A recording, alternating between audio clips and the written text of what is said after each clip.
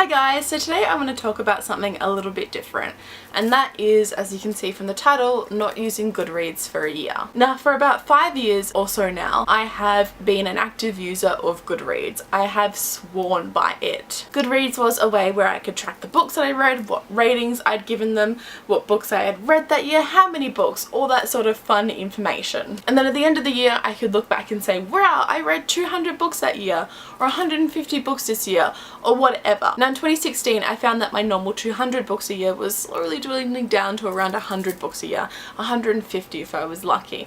And that's because of a couple of things. One, I got a full-time job. Two, I started hanging out with friends more. And three, Netflix. Let's be real, Netflix. And I stopped prioritizing reading as much as I did. I mean, I still read a lot. 100 books is still a lot. But it was such a difference from the 200 books that I was normally, I guess, known for reading from other people, and it was also a big thing to myself. It was part of my personality. Look at me, I can read so many books, blah blah blah blah blah. And then in 2017 my reading really dwindled down. My full-time job got more and more intense, commute a lot, and by the time I got home I was just mentally and physically exhausted. I'd watch TV shows on Netflix and embrace them because they took less effort to watch than somehow reading a book. And I didn't stop loving reading as much, but I also wasn't loving what I was reading as much as I used to. It was also tiring having to update Goodreads after every book that I'd read and seen that I wasn't near my goal of 150 books that year. I was this percent down of what I'd made myself, and I understand the pressures that I put on myself, but I was certainly feeling them. I used to be an avid wrap-up. I would do a wrap-up every month. It used to be back on my channel a long time ago. That's what I would do.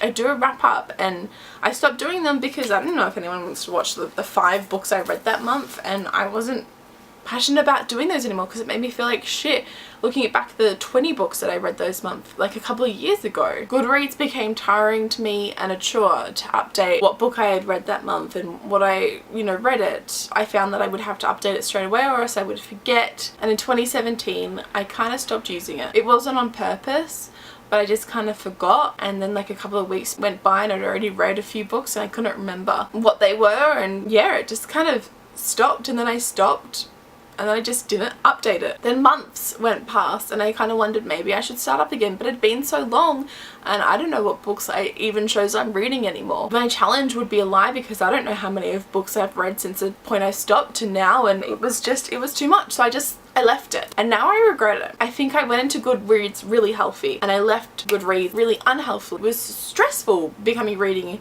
and looking at my goal that I'd set myself and not being able to make that. It was impossible for me at that point. But I regret not using Goodreads for a number of reasons. One, I don't know how many books I read last year, and I don't care if it was 150 anymore, I would still like to know. Two, as a reviewer, it's always helpful to know what you rated books, what you feel of them, and also it's helpful for me when I go to unhaul books to see like, oh, I rated that book 3 stars.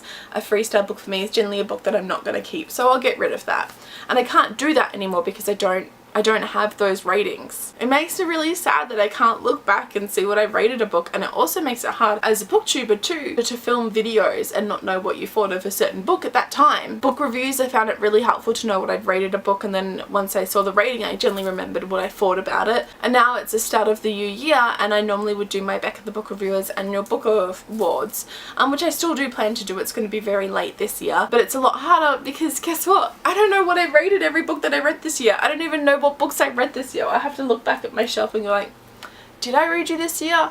I'm not too sure. Every other year it's been a lot easier. I would just have a look at my Goodreads list and it was so much easier. I'm really sad that I put the pressures on myself and started to see Goodreads as something that I wasn't doing well. It was a goal that I wasn't meeting, and that made me feel even more shit about myself, and I'm sad that it let it get to that point because I love Goodreads and I want to start thinking about it as more as a fun way to track the books that I've read. So this year I'm gonna start up again. It's like January like 21st or something like that, so it's late. I'm gonna set my challenge as probably like 10 books or something like that because I know I'll easily surpass that, but if for some reason strangely don't, it doesn't matter. I'll lower my goal because Becca, you can do that, and I should have remembered that and known that. So yeah, I'm gonna start using Goodreads again, but I'm not gonna use it as a pressure to myself. I'm not gonna set myself unrealistic goals that I can't meet anymore.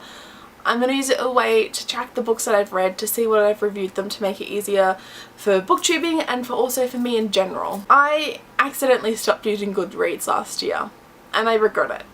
And whilst it was interesting and fun to do, I'm going to start using it again. But I thought I'd do this video to kind of talk about it and talk about the pressures of reading that we can put on ourselves and how we shouldn't let that get to them, because then reading becomes a chore, which it was definitely starting to last year, and how I don't want that to happen anymore. I'd love to know in the comments below if you've experienced something similar, if reading has become a chore to you, or if it ever has in the past, and how you dealt with it. Let's start a discussion up in the comments below of all of this, and if you use Goodreads, I'd love to know. If you do, why, and if you don't, why not? Like this video if you liked it, subscribe if you'd like to see more book related videos from me, and I will see you next time. Okay, bye!